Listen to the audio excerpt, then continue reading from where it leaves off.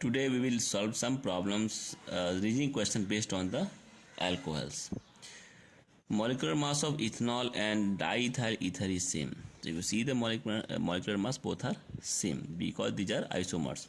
But ethanol is a liquid at room temperature and the diethyl ether is a gas. So we can see what the reason. Reason is you can see this ethanol can go under hydrogen bonding like this. So this oxygen is bonded with this hydrogen, and this is the normal bond, and again this oxygen is bonded with the hydrogen, is a normal bond.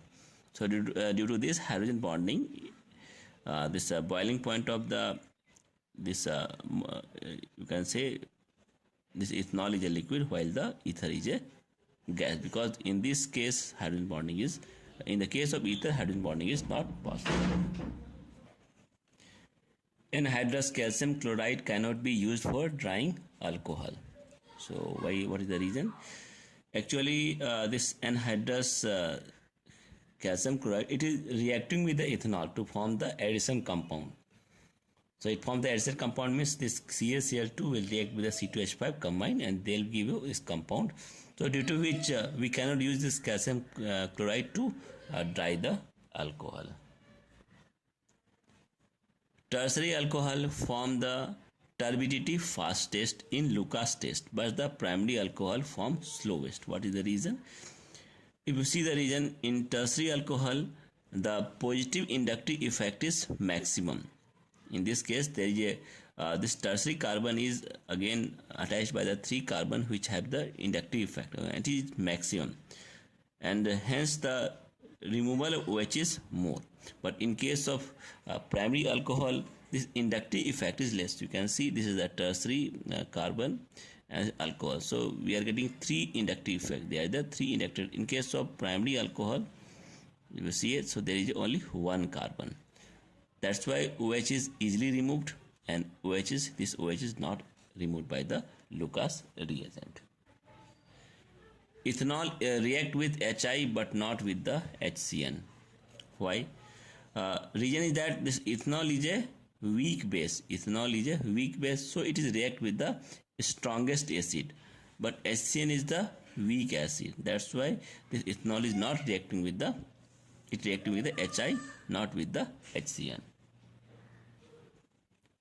Sodium metal can be used for drying dry ethyl ether, but not for the ethanol.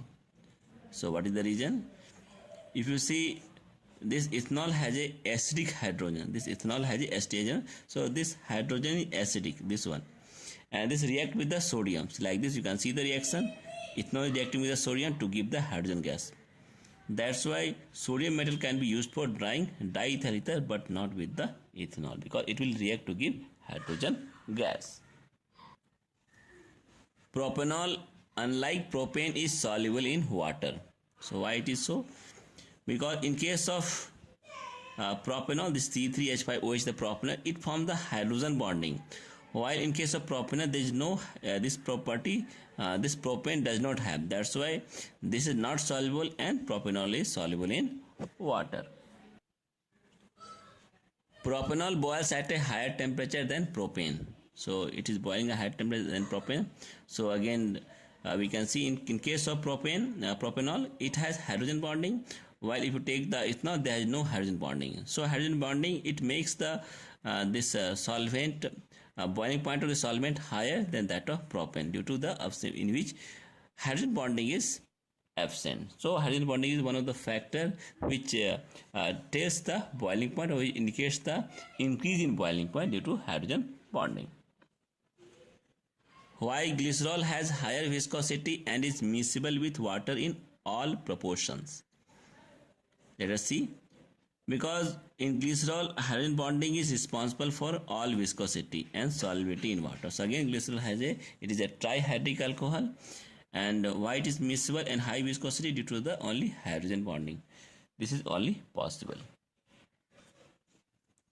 Why reactivity of HX with alcohol is in the order of HI, HBr, HCl. So why HI is more reactive than HF? This is the hydrogen fluoride. So if you see, because in the halogen acids, bond dissociation energy of the halogen acid is in this order, HF is more stronger, HI is less stronger. So due to which the reactivity of HX is more in alcohol, this HI is more because the bond strength between HI is less, that is the bond induction energy is very less, and HF is very high. That's why HF is less reactive, HI is more reactive. Why is it not possible to obtain a halide by reacting ROH with H negative? So why it is not possible? Because OH is a bad leaving group. OH in this case is a bad leaving group. So acid converts it into water, which becomes a better leaving group. So this is the reason we can't. It is not possible to obtain a halide by reacting ROH with H negative. Cl, CH2, CH2, CH, OH is stronger acid than ethanol. So if you use this is chloro ethanol, that is 2-chloroethanol is stronger acid than this ethanol. Why? Because this Cl is the electron withdrawing group, so it will delocalize the negative charge on the oxygen atom of the OH atom. Why? Because chlorine more electronegative than oxygen, so definitely what will happen, this electrons will be delocalized over here due to the withdrawing nature of this chlorine this side. So and then this hydrogen will be easily removed. This is absent in case of ethanol, where there is no electronegative atoms than carbon. So this is strong acid and this is the weaker acid. Hydration of 3-phenyl butene in dilute H2SO4, it forms the 2-phenyl butanol, butane 2-ol instead of 3-phenyl butane 2-ol. So let us see. If you see the process, this is the 3-phenyl butene. This is the dilute sulfuric acid H plus. So in this case, this pi electron will first attack on the H plus ion. So to give the on attacking, this will becomes your CH3, and this carbon 2 will acquire a positive charge. Next step is there will be the migration of hydride group to the secondary carbon, so that this carbon will get the tertiary carbocations. So migratory aptitude of the hydrogen and phenyl in these two groups, H negative is more than C6H5. So in this case, it will give the tertiary carbocation after shifting, and this tertiary carbocation is most stable. Now OH can attack over here, and we will get the 2-phenyl butane 2-ol. So we can say 2-phenyl butane 2-ol. We cannot get 3-phenyl butane 2-ol. This is not possible. You can see this is the alcohol. So in this alcohol, if you react with the HCl, we are getting this product. So Cl will attack on this carbon, we can say we will not get this product CH3, CH3, CH. So this is the very less product, means you can say it is a minor product, and this is the major product. So why this is the major product, why this is the minor product, we can see. So in this case, what happens, first H plus will attack on the OH minus, because oxygen more electronegative, so it will attack, it will take the H plus from the HCl to become OH2. Now this OH2 is the very good leaving group. So this is a very good leaving group, so it will come out leaving this carbon as a secondary carbon as a carbocation.